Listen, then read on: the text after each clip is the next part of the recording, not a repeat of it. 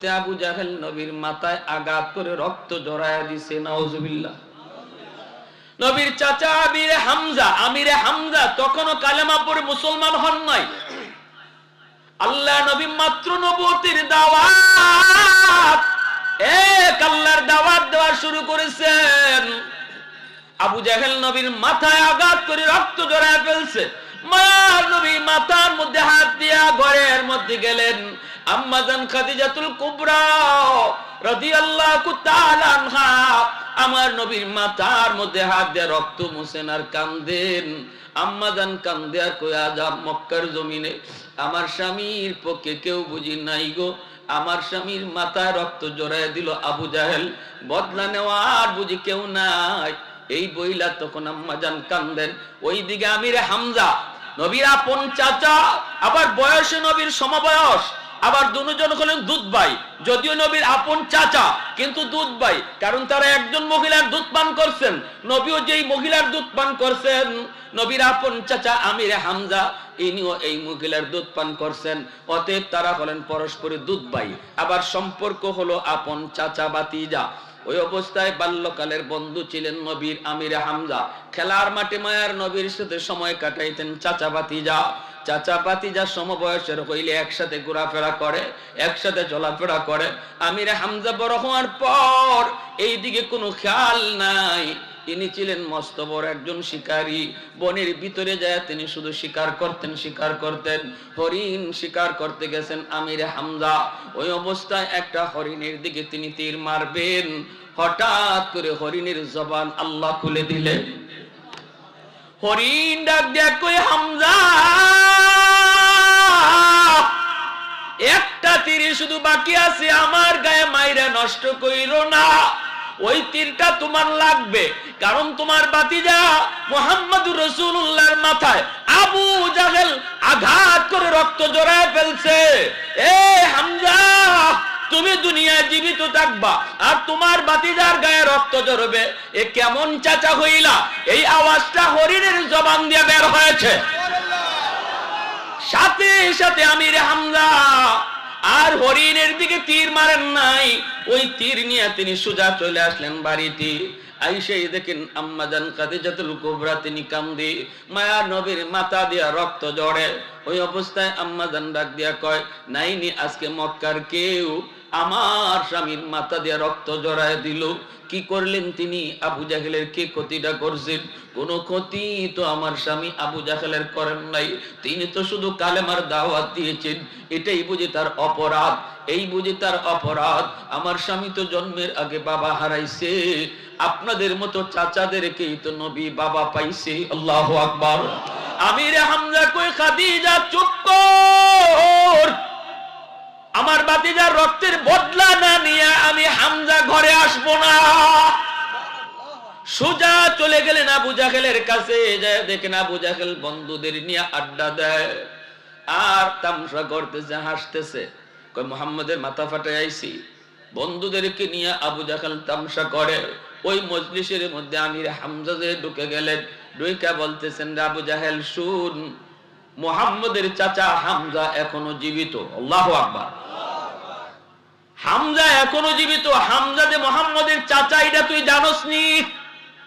এই বইলাই দেরি নাই, যেই তলোয়ারটা ছিল তলোয়ারের বাট দিয়া আবু জাহেলের মাথার মধ্যে দেরি নাই তিনি বসায়া দিছেন।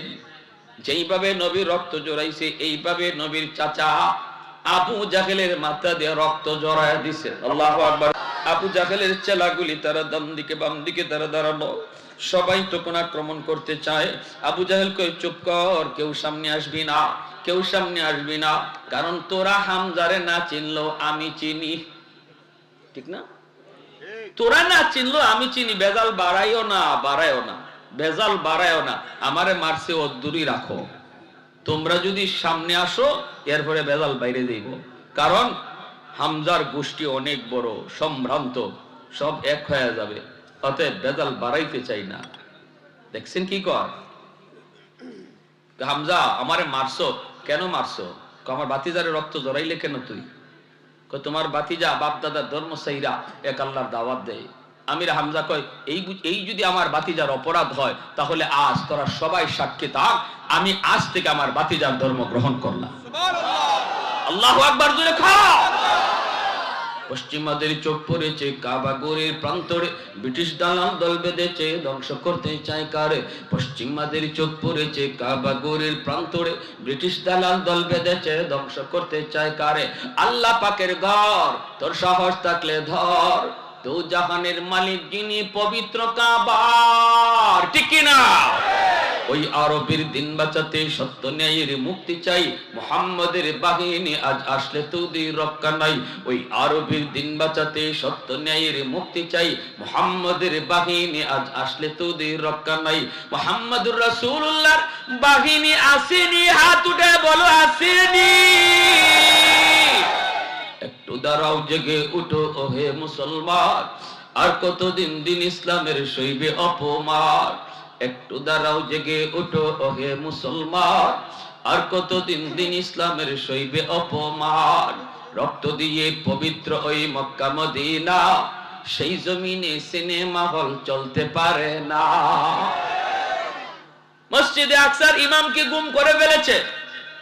ফিলিস্তিনের গাজা এলাকায় প্রতিনিয়ত মুসলমানের রক্ত ঝরছে, ঠিক কিনা জোরে কও। এই বেঈমানের দল আজকে আমার আপনার কলিজায় হাত দিয়া দিছে। খানা কাবা নিয়ে ষড়যন্ত্র, মক্কা মদিনা নিয়ে ষড়যন্ত্র, মসজিদে আকসা নিয়ে ষড়যন্ত্র, বাইতুল মুকাদ্দাস ভাঙ্গা এখানে গির্জা বানাইতে চায়। নাউজুবিল্লাহ জোরে কও। মুসলমানের কলিজায় হাত দিয়া দিছে রে যুবক। আর ঘুমায় থাকার সুযোগ নাই, এখনই ঈমান নিয়ে জাগতে হবে। সুযোগ নাই, পৃথিবীর হায়াত শেষ দিকে। আমাদেরকে আল্লাহ এখন পরীক্ষা নিবে, বাছাই করবে সত্যিকারে ঈমানদার কারা। অতএব আর ঘুমায় থাকার সুযোগ নাই। ঈমানই বলে বলিয়ান হইয়া সজাগ হওয়ার জন্য কারা কারা প্রস্তুত, হাত উঠে দেখা।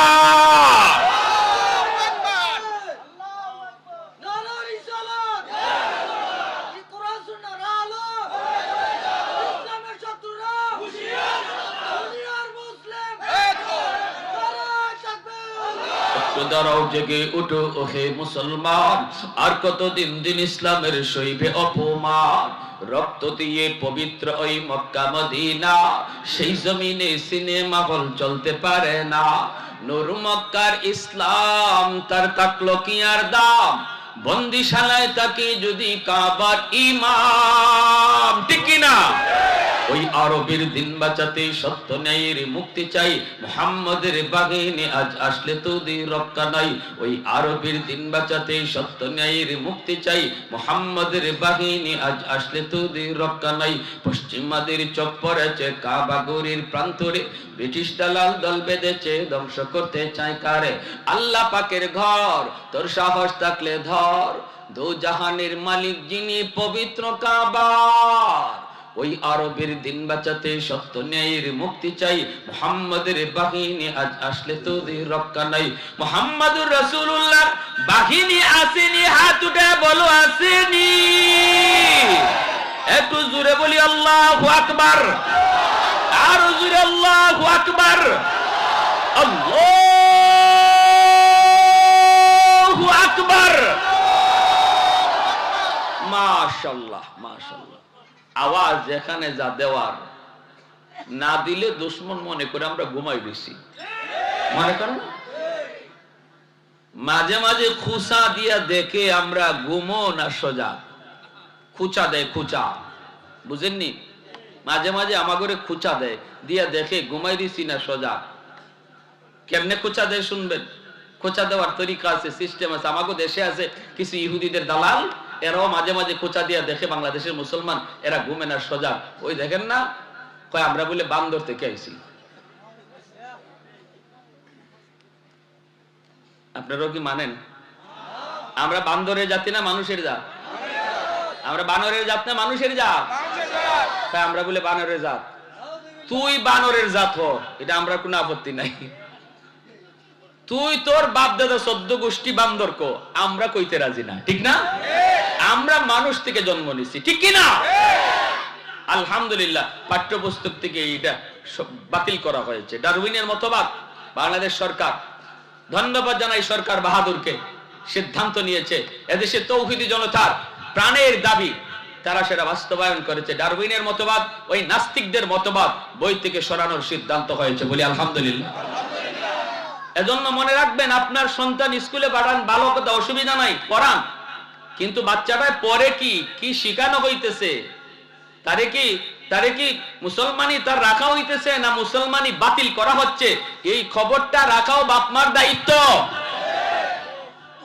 উলামায়ে কেরাম যদি ভুলটা ধইরা না দিত, তাহলে আপনারা জানতেনই না যে কি পড়াইতেছে। পর্দার উপরে, পর্দার বিধানের উপরে খারাপ খারাপ কিচ্ছা লেখা, বুরকা পরার উপরে ছোট ছোট বাচ্চাদের দিলে ঘৃণা জন্মাইতেছে, বিভিন্ন কিচ্ছা বানায়। বুরকা পরার কারণে কিচ্ছা বানাইছে, আগুনে জ্বললে মহিলা মরে গেছে, বুরকায় পেঁচ লাগিয়া ট্রেনের তলে পড়ে মরে গেছে। এইভাবে কিচ্ছা বানায় বানায় ছোট বাচ্চারে শিখায়, যাতে করে এই বুরকার প্রতি বাচ্চাদের অন্তরে ঘৃণা জন্মে। আর শিখায় মানুষ বান্ধব থেকে আসছে, এই না সেই না বিভিন্ন কথা।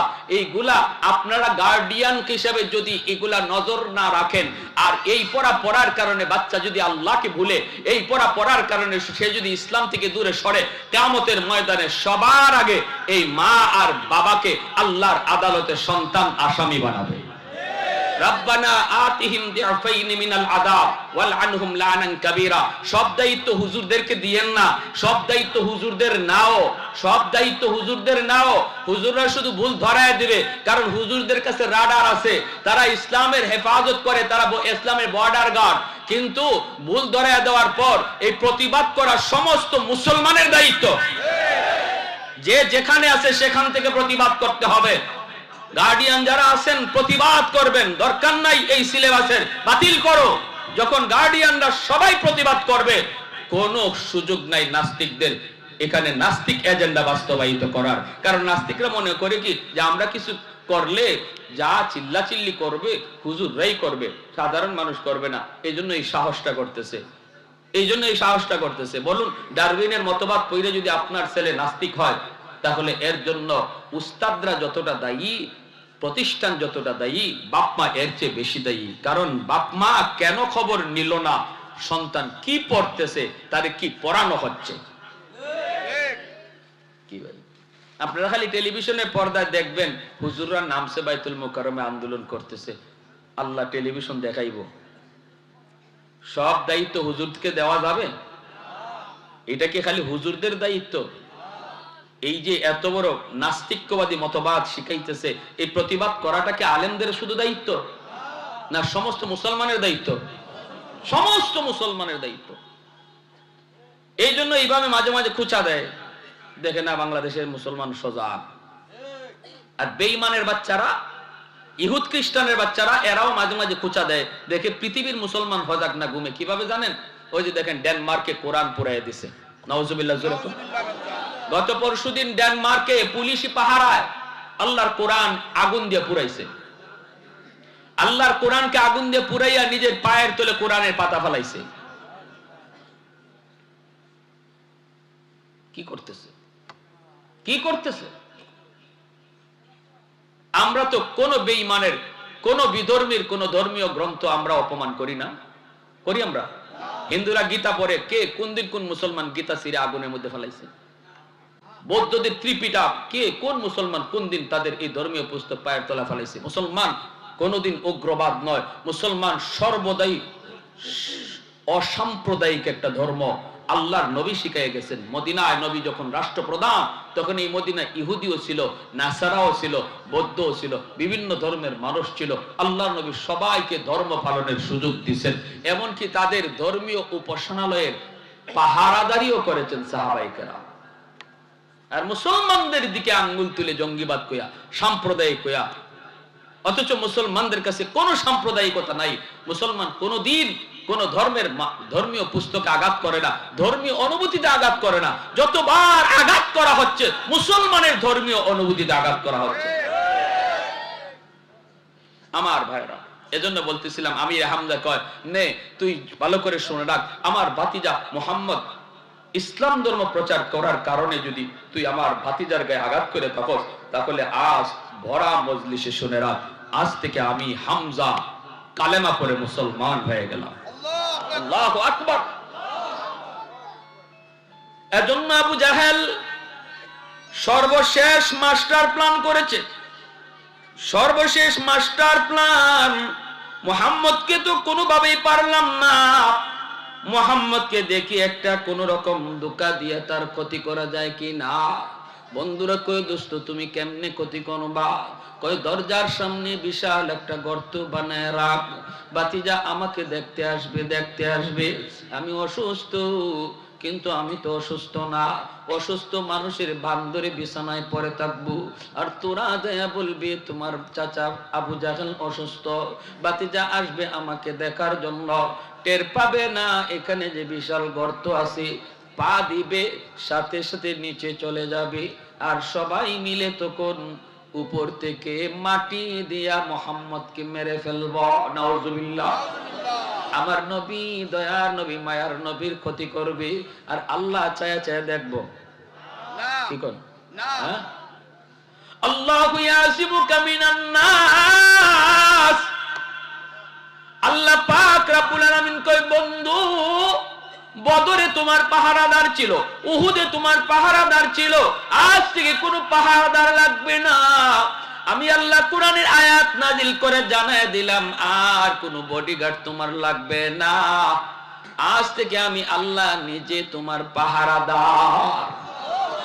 এজন্য আল্লাহ পাক রব্বুল আলামিন তিনি তো চায় চায় দেখবেন না, রব্বুল আলামিন জিব্রাইলকে পাঠিয়ে দিলেন, ও জিব্রাইল তাড়াতাড়ি করে যাও, যায় আমার বন্ধুকে জানায়া দাও আবু জাহেল অসুস্থ নয়, অসুস্থ মানুষের বান্দরে বিছানায় পড়ছি, দরজার সামনে বিশাল একটা গর্ত বানায় রাখছি, এই গর্তটা দেখা যায় না, উপরে চাটাই আর চাদর, আমার বন্ধু যায়া না দেখা ওখানে পা দিবে, সাথে সাথে নিচে চলে যাবে, ওরা উপর থেকে মাটি দিয়া বন্ধুকে মেরে ফেলবে।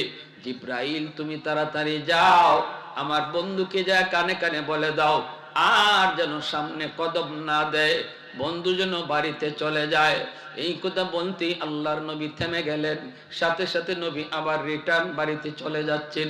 আবু জাহেলের চেলাগুলি যারা নবীকে আগায় আনতে গিয়েছিল, ওরা দৌড়ে আসছে আবু জাহেলের কাছে, আয়েশা কয়, ওস্তাদ আর ঘুমায়া থাকা লাগবে না, ঘুম থেকে উঠে যাও, তোমার ভাতিজা মুহাম্মদ আসে নাই। আবু জাহেল কয়, কেন? কই জানি না, আসছিল তো আমাদের সাথেই ভালো, হঠাৎ করে কে কি কইলো কাউরে তো দেখলামও না। কয় না আমি যাব না, চলে গেছে। আসছিল কাছাকাছি আইছিল, আর যদি কয়েক কদম সামনে দিত তাহলে এই গর্তের মধ্যে পড়ে যেত, যেটা তুমি সাজায় রাখছিলা কুয়া, এই কুয়ায় পড়ে যেত। কিন্তু কে কি বললো, চলে গেল। আবু জাহেল কয়, হায় রে হায়, ভাতিজা কইয়া ঘুম থেকে উঠে দৌড় দিছে, কই রে ভাতিজা কইয়া দৌড় দিছে, দৌড় দিয়া গিয়া নিজের গর্তে নিজেই পড়ছে। কি কর, যে জাল লাগি যা করে এটার মধ্যে নিজেই পড়ে, ঠিক না? কয় মন কার লাগি কি করো, যা করো নিজের লাগি করো, ঠিক না? মন রে কার জন্য কি করো, যা করো নিজের জন্যই করো। তুমি আরেকজনের জন্য গর্ত বানাইবা, আরেকজনের জন্য কুয়া বানাইবা, এই কুয়ায় তুমি নিজেই ফইরা মরবা, ঠিক কিনা? এজন্য মানুষকে মারার ফন্দি বানায়েন না, মানুষকে ক্ষতি করার কোনো ফন্দি করবেন না। যে যার ক্ষতি করার ফন্দি করবে, এই ফন্দির মধ্যে সবার আগে সেই আটকা পড়বে।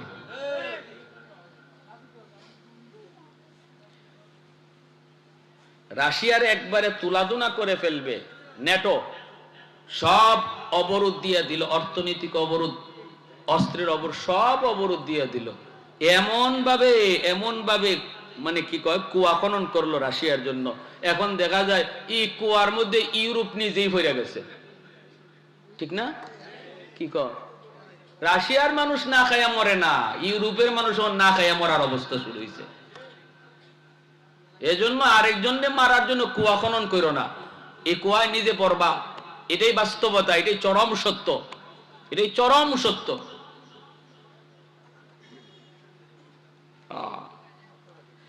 আল্লাহ তুমি সহি বুঝ দান করো, সবাই বলি আমিন। আমার ভাইয়েরা, পৃথিবীর অবস্থা খুব খারাপ, তাম দুনিয়া জুড়ে তৃতীয় বিশ্বযুদ্ধের আশঙ্কা হচ্ছে, তৃতীয় বিশ্বযুদ্ধের আশঙ্কা হচ্ছে খুব, কারণ বিশ্বযুদ্ধের দিকে আগাইতেছে। ইউক্রেন রাশিয়ার যুদ্ধ থামবার কোনো আলামত নাই, এটাকে বাড়ায়া রাখতেছে একদল পিছন থেকে বাড়ায়া রাখতেছে। আর মুসলমানকে কেন তারা টার্গেটে ফেলাইলো? মুসলমানদের টার্গেটে ফেলাইয়া কোরআন পড়াইতেছে ডেনমার্কে, কোরআন পড়াইছে এর আগে আরেক দেশে, সুইডেনে। কি ব্যাপার এগুলা? কি রাশিয়া কি মুসলমানের পক্ষ লই লিছে? না, মুসলমানের পক্ষ লয় নাই। রাশিয়া যদি কিছু বইলা থাকে সেটা সঠিক কথা বলছে। ফিলিস্তিনের জমিনে মুসলমানদের উপরে এমন আগ্রাসন চলবে ইহুদি হায়নাদের। মানবতা মানবতা মানবতা, মানবাধিকারের স্লোগান তুলে তোমাদের কুত্তা মরলেও মানবাধিকারের স্লোগান তুলো, আর ফিলিস্তিনের জমিনে ছোট বাচ্চারা পর্যন্ত তোমাদের বন্দুকের গুলি থেকে রেহাই পায় না। এতটুকু মানবতা তোমাদের ভিতরে নাই, আর মানবাধিকারের স্লোগান তোমরা করো। এই কথাটা যদি বইলা থাকে রাশিয়া বলছে, এটা তার অপরাধ নয়, এটা সঠিক বলছে। ঠিক কিনা? সঠিক বলছে। ধর্মের কোনো বিষয় নয় এখানে। রাশিয়া তো মুসলিম কোনো দেশ নয়, রাশিয়া খ্রিস্টান দেশ, কিন্তু সেটা সঠিক কথা বলেছে, সঠিক জবাব দিয়েছে। বলে মানবাধিকারের স্লোগান যদি তোমরা কুত্তা মরলেও করো, যে একটা কুকুরকে কেন হত্যা করা হলো এরও বিচার চাই, তাহলে মানুষ মারতেছে অকাতরে ইসরায়েল হায়নারা, ইহুদি হায়নারা, এখানে কেন প্রতিবাদ হবে না? প্যারে হাদিরিন, জোর যার মুল্লুক তার চলছে। কের মানবতা? মুসলমান মারলে কোনো বিচার নাই, এর কুত্তা মরলেও বিচার আছে। এই হলো এদের টার্গেট। আল্লাহ নবী রহমতের নবী সামনে আর আগাইলেন না। আবু জাহেল দৌড় দিয়ে নিজের কুয়ার মধ্যে নিজেই পড়লো। এখন আবু জাহেল কুয়ার মধ্যে পড়ে কিরে খবর কি? আমি মুহাম্মদের জন্য কুয়া বানাইলাম, এই কুয়ার খবর তো আমারই নাই দেখতেছি। ঘটনা কি? নিজেই পড়ে গেছে। আর আল্লাহ পাক রব্বুল আলামিন কুয়ারে কয়, কুয়া তোর খালিকার মালিক কে? আল্লাহ তুমি। কয় এখন তোর পেটে কে ঢুকছে জানো? কয় কে? কয় তুমি আমার দুশ্মন, আমার বন্ধুর দুশ্মন। তুই কুয়া আরো বেশি করে গভীর হয়ে যা। আল্লাহর আদেশ পাওয়া মাত্রই কুয়া অটোমেটিক গভীর হয়ে গেছে। আবু জাহেল দেখে ঘটনা কি? আমি বানাইলাম এত দূর, এখন যে আমি খালি নিচে যাই, শুধু নিচের দিকে যায়। একটু পরে আবু জাহেলকে তোলার জন্য আবু জাহেলকে আমারে তখন তোরা তুল, হাত বাড়াইছে লাগাল পায় না, মুই ফালাইছে লাগাল পায় না, রশি ফালাইছে লাগাল পায় না। আবু জাহেল নিচ থেকে কয়, আমি তো এত গভীর কুয়া বানাই নাই, আমার বুঝ হয়ে গেছে গন্ডগোল কোন জায়গায়। তোরা তাড়াতাড়ি করে আমার ভাতিজা মুহাম্মদের কাছে যা। মুহাম্মদ না আসা পর্যন্ত কোন শক্তি নাই আমার এখান থেকে তুলতে পারে। দেখেন কেমন চিন্ত আবু জাহেল আমার নবীরে, এরপরও কপালে হেদায়েত নাই। ঠিক না? কপালে হেদায়েত নাই। কয় মুহাম্মদ যদি আমারে আইসা না তুলে, কেউ তোরা তুলতে পারবে না, কারণ আমার বুঝ হয়ে গেছে গন্ডগোল কোথায়। আমি তো এত গভীর গর্ত বানাই নাই, কেমনে এত গভীরে আসলাম? অতএব গন্ডগোল ওখানে, তাড়াতাড়ি যা মুহাম্মদের কাছে। আমার বন্ধুরা, বাবাজিরা, একটু মনোযোগ দিয়ে খেয়াল করে শুনো রে যুবক। এমনি লোকগুলি নবীর কাছে চলে আসলো, এসেই বলতেছে, বাক মুহাম্মদ, তোমার চাচা আবু জাহেল গর্তের ভিতরে পড়ে গেছে। আল্লাহর নবী কয়, কও কি তোমরা? বলে হ, কুয়ার ভিতরে পড়ে গেছে। মায়ার নবী বলেন, তাহলে এখন কি করতে হবে? কয়, আমরা অনেক চেষ্টা করেছি, তারে তুলতে পারি না, আমাদেরকে পাঠিয়ে দিয়েছে তোমাকে নেওয়ার জন্য। তুমি যে যদি হাত না বাড়াও, তোমার চাচাকে নাকি তোলা যাবে না। যাবানি? চাচাকে কুয়া থেকে তুলতে তুমি যাবানি?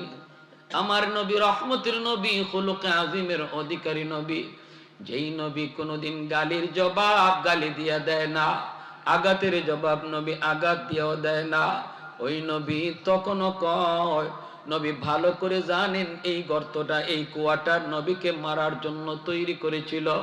এরপরেও রহমতের নবী বলেন, চলো আমার চাচাকে উপরে তোলার জন্য আমি সাহায্য করব। আরেকটু জোরে কন্যা সুবহানাল্লাহ। कौनैन मुख्तार खुदा तुमको बनाया, कौनैन मुख्तार खुदा तुमको बनाया, उम्मत का निगाहबान खुदा तुमको बनाया। उम्मत का निगाहबान खुदा तुमको बनाया, मौला मेरा आका मेरा रहमत की नबी है, ताजदार मदीना है तुम्हारे अरबी है, अशजार ने देते हैं नबूवत के शहादात, तशकीक कमर में है तो अंगुल की इशारात। একটু জোরে আল্লাহু আকবার।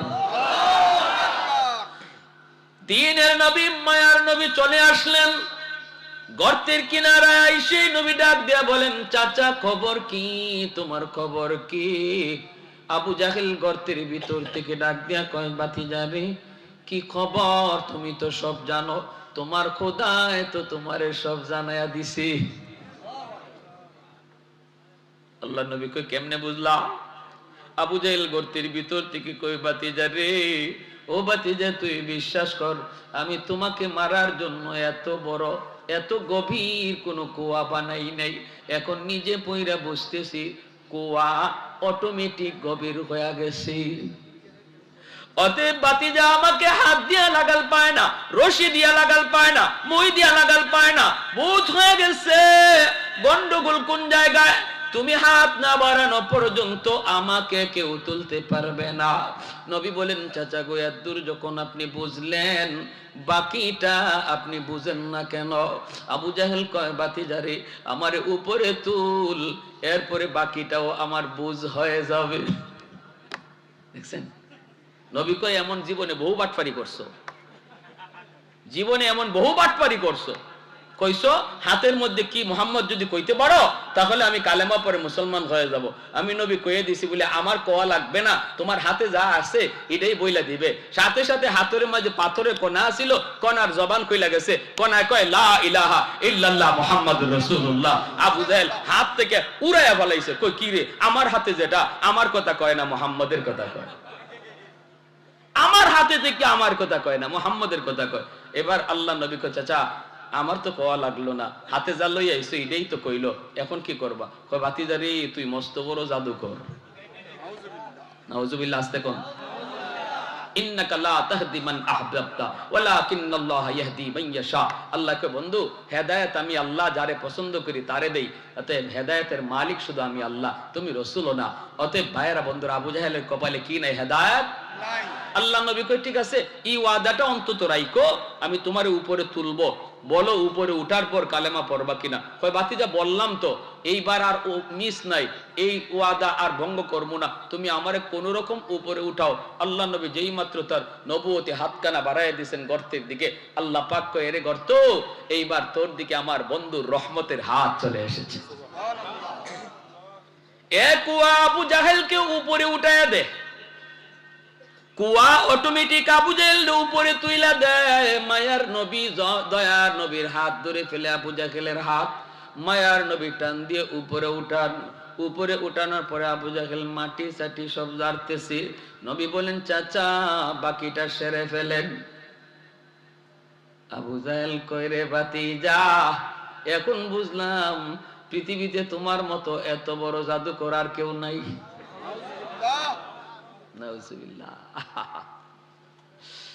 ও ভাই, এজন্য বলতেছিলাম রে ভাই, মনে রাখবা আল্লাহ পাক রব্বুল আলামিন, রব্বুল আলামিন আমার নবী রহমতের নবীকে আমার আপনার জন্য রহমত বানায় পাঠাইছে। আমি যদি বাবা হই, বাবা হিসাবে নবীর আদর্শ আমার কাছে আছে, সন্তান যদি হই সন্তান হিসাবে নবীর আদর্শ আছে। মায়ার নবী দয়ার নবী সন্তান হিসাবে আদর্শ রেখে গেছেন। এ দুনিয়ার সন্তানের দল, বাপ মা তোমার কাছে কত বড় নিয়ামত, আমার নবীর দিকে তাকাও। আমার মায়ার নবী বাবা পান নাই, জন্মের আগেই নবী বাবা হারাইছেন, বুঝ হওয়ার পরে মা হারাইছেন। নবীকে একজন মহিলা দুধ পান করাইছে, নবীজির দুধ মার নাম হলো হালিমা সাদিয়া। আল্লাহর নবী রহমতের নবী একদিন সাহাবায়ে কেরামদেরকে নিয়া জিরানা নামক জায়গার মধ্যে নবী বসা। হঠাৎ করে সাহাবীরা দেখেন একজন বৃদ্ধা মহিলা মায়ার নবীর দিকে লাঠিতে বর দিয়া আসতেছে। আমার নবী দয়ার নবী দেখা মাত্রই তিনি দাঁড়ায় গেলেন। নবী দাঁড়ায়া ওই মহিলার দিকে নবী দৌড় শুরু করে দিলেন। সাহাবায়ে কেরাম মহিলাকে চিনেন না, কোনোদিন মহিলাকে তারা দেখেন নাই। হঠাৎ করে দেখেন নবী দাঁড়ায় গেছেন তার সম্মানে, দৌড় শুরু করে দিয়েছেন তার সম্মানে। সাহাবায়ে কেরাম নবীর পিছনে পিছনে তারাও দৌড়ান। আল্লাহর নবী কাছাকাছি আইসা বলতেছেন, মা গো, ও মা, তুমি কেন কষ্ট করে মুহাম্মদের দরবারে তুমি আসলা? আমাকে তুমি কেন খবর দিলা না? যদি আমাকে খবর দিতা, মুহাম্মদ তোমার দরবারে হাজির হয়ে যেত। আমাকে কেন খবর দেও নাই গো মা?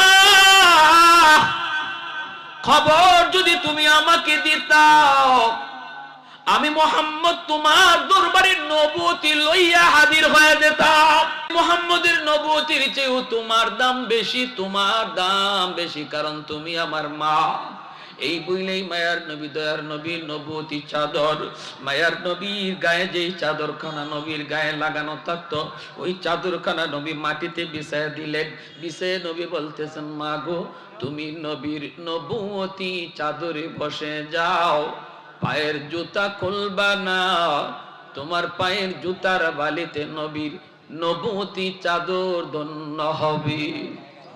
সাহাবায়ে কেরাম অবাক হয়ে তাকায় তাকায় শুধু দৃশ্য দেখতেছেন। কে সেই ভাগ্যবতী নারী, কে সেই এত দামি মহিলা, যে দামি মহিলাকে নবী তার চাদরে বসাইতেছেন, আবার জুতা খুলতে নবী নিষেধ করেন। মহিলা ওই চাদরেই তিনি বসে গেলেন। সাহাবীরা জিজ্ঞেস করে, নবী গো, কে সেই মহিলা? কোনোদিন তো দেখি নাই। আল্লাহর নবী রহমতের নবীর চোখ দিয়ে দর দর করে পানি পড়ে। নবী কান্দেন আর বলেন, সাহাবীরা রে, তোমরা তো ভালো করে জানো তোমাদের নবী এতিম, জন্মের আগেই বাবা হারাইলাম। বাবার আদর কেমন আমি নবী তা জানি না।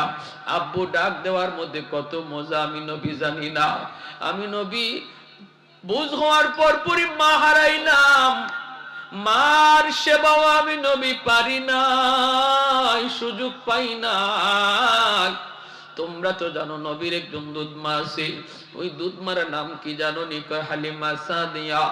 নবী কয় শুধু শুনেছ, নাম শুনেছ, কোনোদিন দেখো নাই।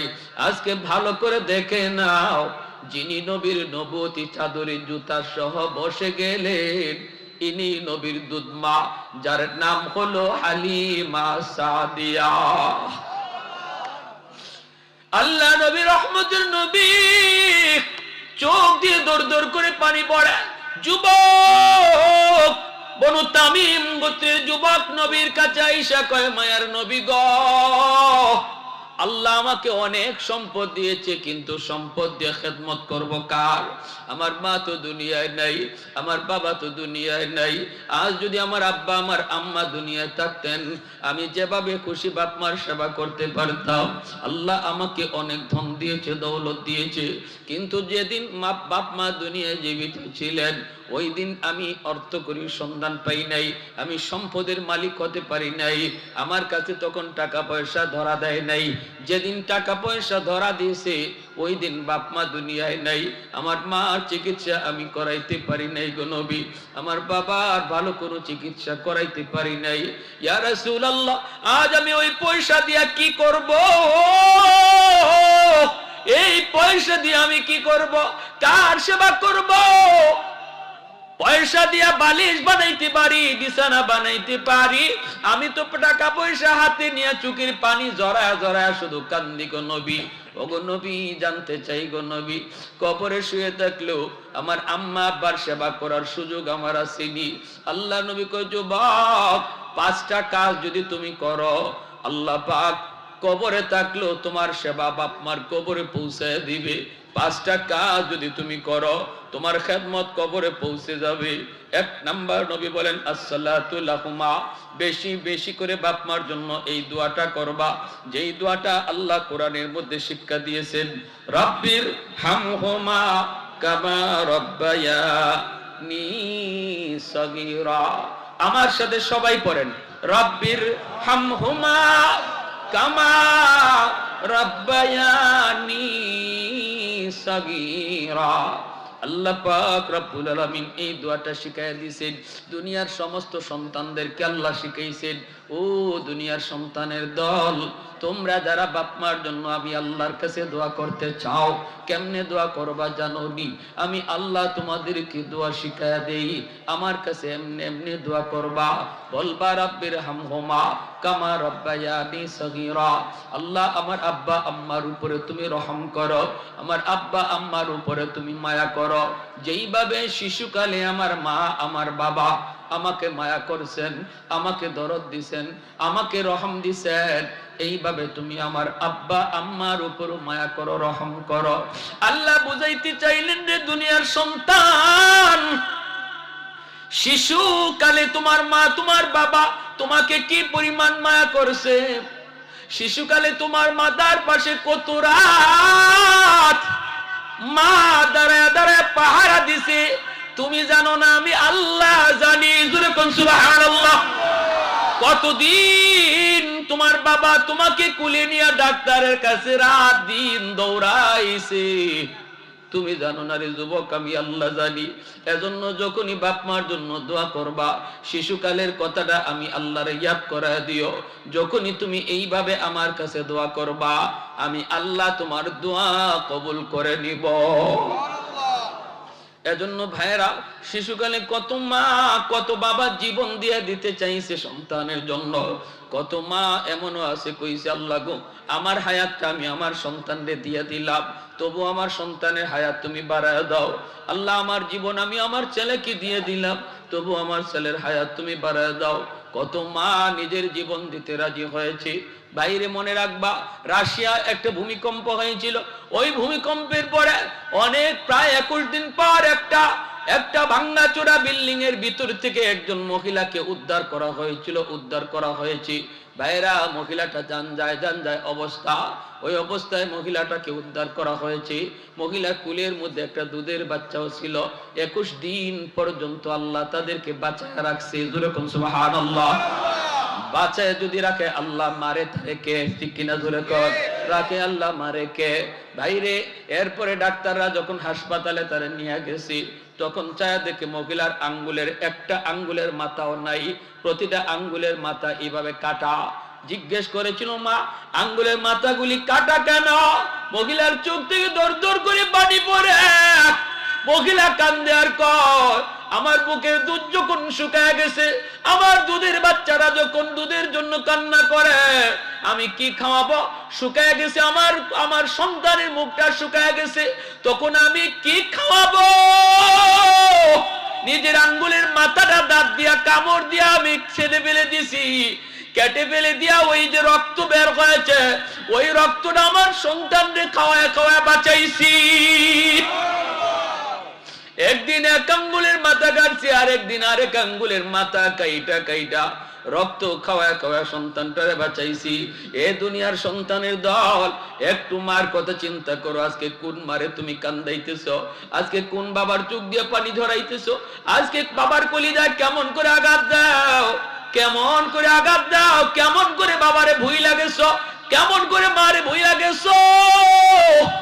মায়া নবী, দয়ার নবী কয়, এইভাবে যখনই তুমি নামাজের পর, নামাজের আগে, নামাজের পরে যখনই বাপ মার কোথায় ধুবির যুবু, তখনই তুমি দোয়াটা পড়বা, রাব্বির হামহুমা কামা রাব্বায়ানি সগীরা।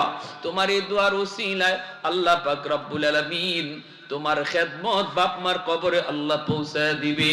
2 নম্বরে নবী বলেন, ওয়াল ইস্তিগফারু লাহুমা, বাপ মার জন্য তুমি বেশি বেশি দান সদকা করবা। মসজিদে বাবার নামে দান করো, মাদ্রাসায় মায়ের নামে দান করো, ওয়াজ মাহফিলে বাপ মার নামে দান করো। আল্লাহর কোন গরিব বান্দারে তুমি বাপ মার নামে দান করো, যখনই বাপ মার নামে তুমি খরচ করবা, সাথে সাথে বাপ মার কবরে আল্লাহ পাক দানের খবর পৌঁছায় দিবে। সন্তান যদি বাপ মার নামে দান করে, সন্তান যদি বাপ মার কথা ইয়াদ করে চোখের পানি ধরে কান্দে, মায়ার নবী কয় এই দোয়ার সাথে সাথে আল্লাহ কবুল করে নেয়। বাপ মার দোয়া যেমন সন্তানের জন্য কবুল, সন্তানের দোয়াও বাপ মার জন্য কবুল।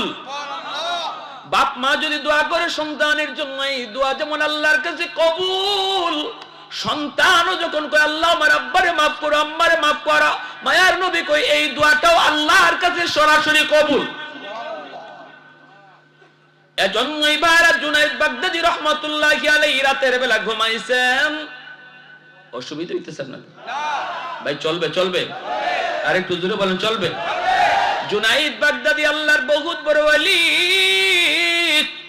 রাতের বেলা তিনি ঘুমাইছেন, স্বপ্নে দেখেন জাহান্নামী চেহারার একজন মানুষ আল্লাহর ওলির সামনে আইসা কাঁদতেছে। জুনাইদ বাগদাদি বলতেছেন, বাইরে তুমি কে? লোকটাই কয়, হুজুর আমাকে আপনি চিনবেন না, আমি আপনার এলাকারই একজন মানুষ। আজ থেকে বেশ কিছুদিন আগে আমার মৃত্যু হয়েছে, কবরের ভিতরে আমি আযাব ভোগ করতেছি, আমার গুনার কারণে আমি কবরে আযাব ভোগ করতেছি, আমি জাহান্নামের একজন আসামি, জাহান্নামের আসামি। আল্লাহ আমাকে জানায় দিছে, গোলাম দুনিয়াতে একটা মেয়ে সন্তান রেখে এসেছো, আর কোন সন্তান নাই। মেয়েটারে তুমি আমি আল্লাহর পরিচয় শিখাও নাই, মেয়েটারে তুমি কালেমা শিখাও নাই, মেয়েটারে আখিরাতের ফিকির তার কলিজা দাও নাই, মেয়েটারে এমন শিক্ষা শিখাও নাই যেই শিক্ষায় তোমাকে ইয়াদ করে তোমার জন্য উপকার হয়। এ গোলাম, যদি তোর মেয়েটা তোর জন্য একটু দোয়া করি, তোর জন্য যদি দান সদকা করে, তোর কথা যদি ইয়াদ করে, আমি আল্লাহর কাছে মাপ চাই, এই সন্তানের হাতের উসিলায় আমি আল্লাহ তোমাকে মাফ করে দিব। ওগো আল্লাহর ওলি, আমি তো বড় বিপদে পড়ে গেছি, আমার মেয়েকে এই খবর এখন আমি কেমনে দিব?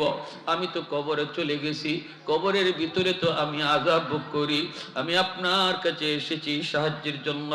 যদি আপনি ঘুম থেকে উইটা সকালবেলা যাই আমার মেয়েটারে একটু বলেন, আমার মেয়েটা যদি আমার জন্য কোনো দান সদকা করে, অথবা মেয়েটা আমার জন্য একটু হাত উঠায়, অথবা মেয়েটা যদি আমি আমার জন্য আল্লাহর কাছে দোয়া করে, আল্লাহ আমার আযাব মাফ করে দিবে। জুনাইদ বাগদাদি ঘুম থেকে ওঠার পর ওই মেয়েটার সন্ধানে তিনি বের হয়েছেন। মানুষকে জিজ্ঞেস করেন, বাইরে মেয়েটা কোথায় আছে তোমরা জানোনি? মানুষেরা কয়, হুজুর এই মেয়েটার কাছে আপনি যায়েন না, মেয়েটার চরিত্র ভালো না, ওর কাছে আপনি যায়েন না।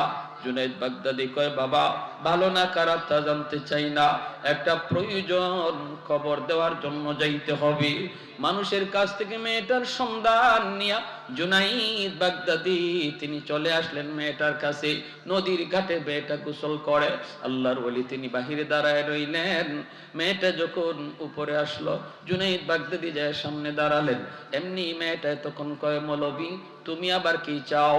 জুনাইদ বাগদাদি কয়, মারে আমি কিছু চাইতে আসি নাই, একটা খবর দিতে এসেছি। মেয়েটাই কয়, কিসের খবর, কার খবর? জুনাইদ বাগদাদি কয়, তোমার বাবার খবর। কয়, আমার বাবার আবার কিসের খবর? বাবা তো বহু আগেই কবরে চলে গেছে, বাবার আবার কিসের খবর? জুনাইদ বাগদাদি কয়, মা তোমার বাবা কবরের মধ্যে আযাব ভোগ করে, আযাব আল্লাহ তারে জানায়া দিছে, রে মা তুমি যদি তোমার বাবার জন্য দান সদকা করো, যদি তোমার বাবার কথা ইয়াদ করে আল্লাহর কাছে মুনাজাত করো, আল্লাহ তোমার মুনাজাতের উসিলায় তোমার বাবার আযাব আল্লাহ মাফ করে দিবে। এই খবরটা তোমার বাবার স্বপ্নে আমাকে জানাইছে রে মা, একটু বলো বাবার কথা ইয়াদ করো। মেয়েটা গুনাহ করতে করতে কলিজা শক্ত হয়ে গেছে।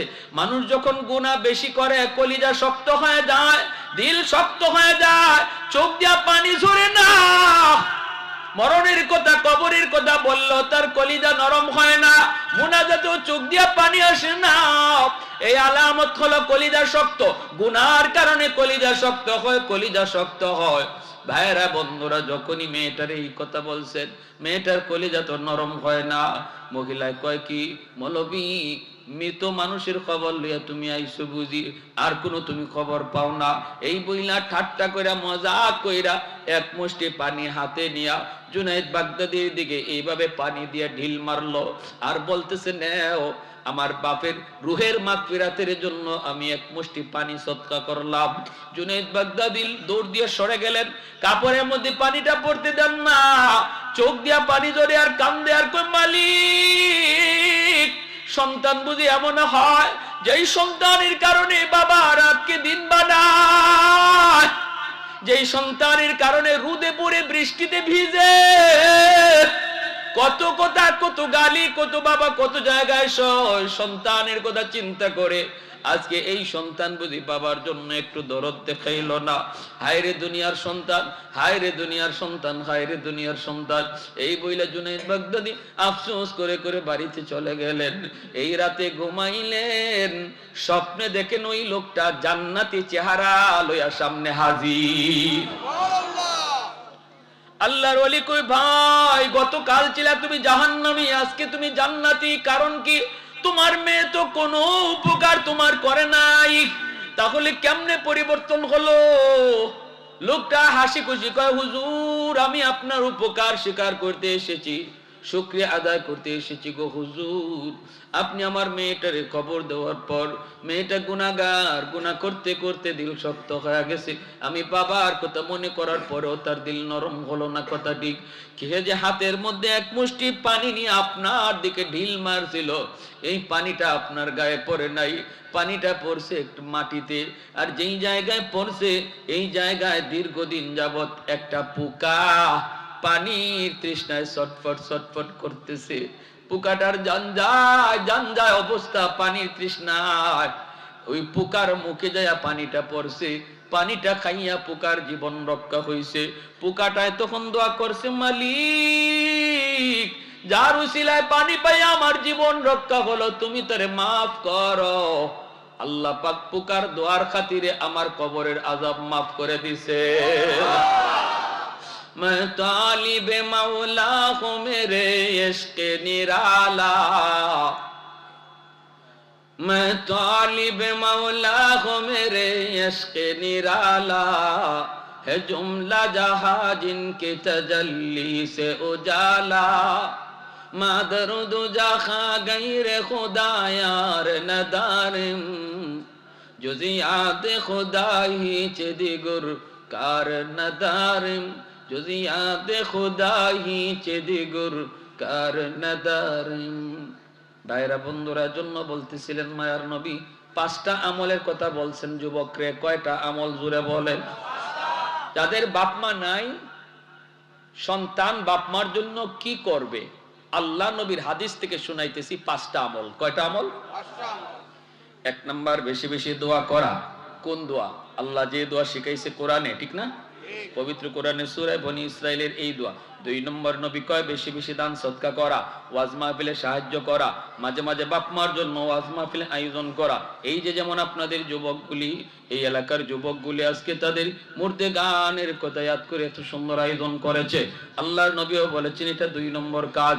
তিন নম্বরে নবী বলেন ইনফাযু আহদিহিমা মিন বাদিহিমা, বাবা মার যদি কোনো ঋণ থাকে ঋণ পরিশোধ করা, অর্থাৎ বাবার কাছে কেউ পায়, মার কাছে কেউ পায়, এই পাওনাটা তুমি সন্তান হিসাবে পরিশোধ করো। যখনই বাপ মার পাওনা তুমি পরিশোধ করবা, সাথে সাথে তোমার খেদমত মা বাবার কবরে পৌঁছায়া দিবে কে? আল্লাহ। ভাই শোনো, ভালো করে শোনো। বাবা কারো হক নষ্ট করছে, তুমি সন্তান হিসেবে জানো। এই যুবক, এই বাবা কথা বলেন। বাবা কারো হক নষ্ট করছে তুমি সন্তান জানো। যেমন তোমার ফুফুর, অর্থাৎ তোমার বাবা তার বোনের হক দেয় নাই, হতে পারে। অথবা তোমার বাবা তোমার বোনদের হক দেয় নাই, সব সম্পদ তোমারে লিখে দিয়ে গেছে। এমনও বাবা আসেনি না নাই? ভালো করে খেয়াল রাখেন। যে অংশটা আল্লাহ কোরআনের মধ্যে উল্লেখ করে দিছে, বোনের কতটুকু অংশ, ভাইয়ের কতটুকু অংশ, এই বন্টনটা করছেন কে? আল্লাহ। কোন চেয়ারম্যানে না, কোন মেম্বারে, কোন এমপি মিনিস্টারে? না। বন্টনটা করে দিয়েছেন কে? আল্লাহ। তোমার বাবা এই আল্লাহর বন্টন করা মোতাবেক সম্পদ দেয় নাই, কাউরে ঠকাইছে, কাউরে জিতাইছে, এটা তুমি জানো। তোমার প্রতি মায়া দেখায় কবরে যাওয়া মাত্রই যত বড় হাজি সাহেব হোক, উনি যত বড় হাজি সাহেব, বছরে বছরে হজ করুক, যত বড় তাহাজ্জুদ গুজার হোক, নিশ্চিত কবরে আগুনে জ্বলতেছে। কারণ এটা বান্দার হক। এটা কার হক? বান্দার হক। বান্দার হক আল্লাহ মাফ দিবে না। তুমি যদি বাবার কবরে খেদমত পৌঁছাইতে চাও, মায়ার নবী বলতেছেন 3 নাম্বার ডিউটি হলো তোমার বাবার দ্বারা যাদের হক নষ্ট হয়েছে তাদেরকে তাড়াতাড়ি ডাইকে আনো। ফুফুর হক নষ্ট হয়ে থাকলে ফুফুরে ডাকো, না থাকলে ফুফাতো ভাই বোনে ডাকো। তোমার বোনের হক দিছে না তোমার আব্বা, বোনরে ডাকো, নাইলে বোনের ছেলে মেয়েদেরকে ডাকো। ডাক্কা আল্লাহ যেইভাবে বন্টন করে দিছে এইভাবে বন্টন কইরা জমিটা বুঝাইয়া দাও, বিটা বাড়ি সহ বুঝাইয়া দাও। নতুবা 40টা না 100টা গরু জবাই কইরা বাবার নামে জিয়াফত করলেও কবরের আগুন নিভবে না, কবরে আগুন নিভবে না। তুমি যদি বাবার কবরে আগুন নিবাইতে চাও, সন্তান হিসাবে মায়ার নবী বলে দেখো বাবার দ্বারা কারো হক নষ্ট হয়েছে কিনা, তাড়াতাড়ি হকটা ফিরাইয়া দাও। এটা হলো 3 নম্বর ডিউটি। 4 নম্বর নবী বলেন সিলাতুর রাহমিল্লাতি লা তুসালু ইল্লা বিহিমা। তোমার বাবার যারা আত্মীয় স্বজন তাদের সাথে আত্মীয়তা রক্ষা করে চলো। বাবার রক্তের মানুষগুলার খবর নেও। যখনই বাবার রক্তের মানুষগুলার খবর তুমি নিবা, সাথে সাথে তোমার বাবার কবরে আল্লাহ তোমার খেদমত পৌঁছায়া দিবে। বাবা নাই চাচা আছে, বাবা নাই ফুফু আছে, বাবা নাই চাচা তো ভাই বোন, দাদা দাদি, চাচা চাচি, ফুফা ফুফি, ফুফা তো ভাই বোন, চাচা তো ভাই বোন, এরা হলো তোমার বাবার রক্তের মানুষ। মায়ার নবী কই বাবা নাই, বাবার রক্তের মানুষগুলা আছে, ওদের খবর নাও, সুখে দুঃখে তাদের পাশে থাকো, তাদেরকে মাঝে মাঝে সাহায্য করো। যখনই তুমি তাদের পাশে দাঁড়াইবা, সাথে সাথে আল্লাহ তোমার খেদমত বাবার কবরে পৌঁছায় দিবে।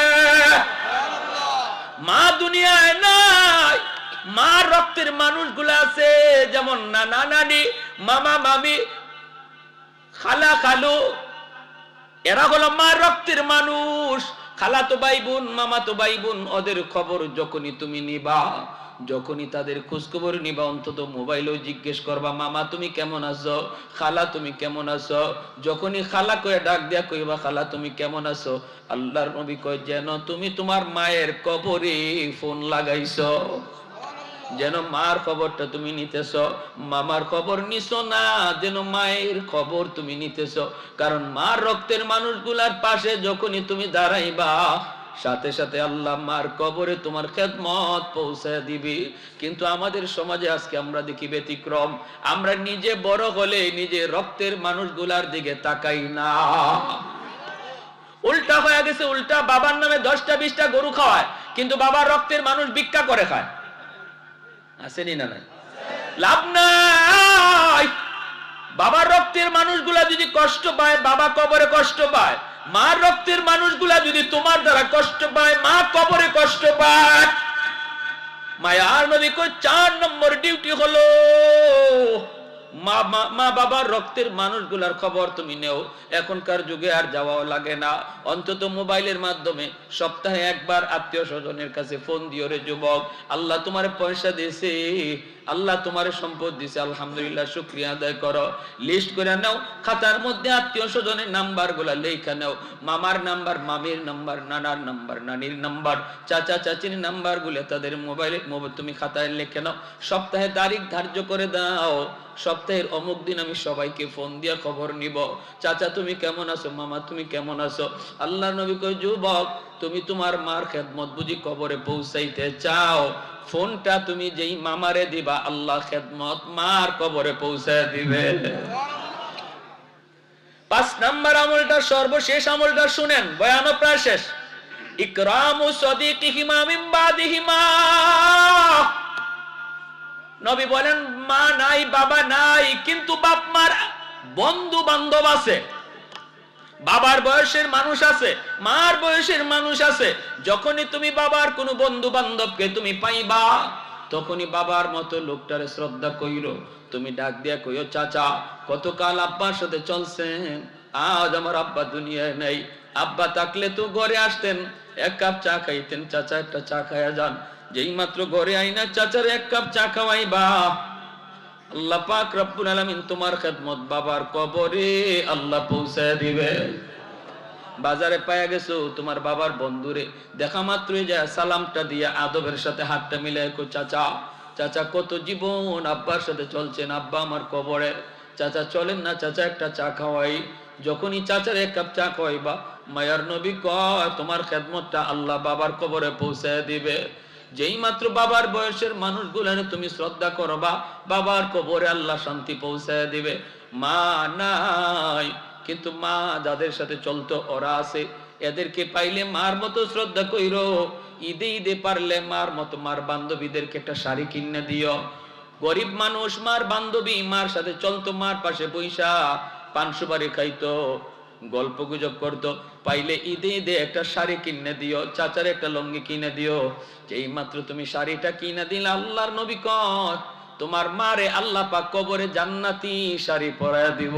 সুবহানাল্লাহ, সুবহানাল্লাহ, জোরে কোন না সুবহানাল্লাহি ওয়া বিহামদিহি সুবহানাল্লাহিল আযীম। হাদিসের আলোকে 5টা আমল শুনাইলাম। 1 নম্বরে নবী বলছেন, কোন মানুষটা আইছিল, একটা যুবক কানতে কানতে নবীর আইয়া এই প্রশ্নটা করছিল, নবী গো, আমার আব্বা আম্মার জন্য কি আমার কিছু করার আছে? নবীকে আছে। নবী হলেন বক্তা আর এই যুবক হইল শ্রোতা। একজন শ্রোতা আর বক্তা একজন, শ্রোতাও একজন, বক্তাও একজন। আমার ভাইয়েরা, বন্ধুরা, ওই অবস্থায় দেখা যায় এমন এক বয়ান আল্লাহ নবী করছেন, কিয়ামত পর্যন্ত কোটি কোটি মানুষ আমরা নবীর এই বয়ানের শ্রোতা হয়ে গেছি।